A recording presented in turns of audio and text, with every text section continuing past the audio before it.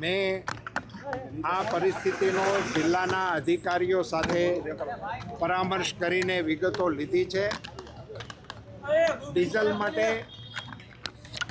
જરૂરિયાતમંદ સેવાઓની અનુકૂળતામાં ક્યાંય વ્યવધાન ના આવે એટલા માટે કાલે એક કિસ્સો મારા ધ્યાનમાં એવો પણ આવ્યો હતો કે બહારથી આવેલા મુસાફરો એ ડીઝલના અભાવે અટકી પડ્યા હતા.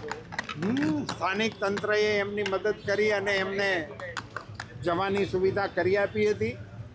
રાજ્ય સરકાર સાથે આ વિષયોનો સતત પરામર્શ કરીને લોકોને ઓછામાં ઓછી હાડમારી પડે એ માટેના પ્રયત્નો કરી રહ્યા છીએ.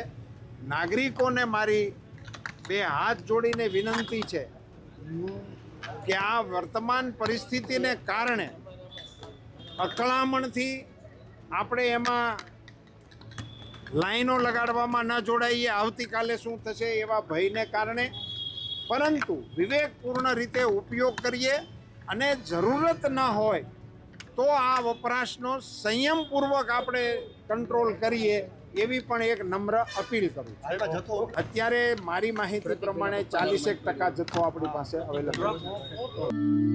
ખેડૂત પોથીને લાઈક, શેર અને સબસ્ક્રાઇબ કરો.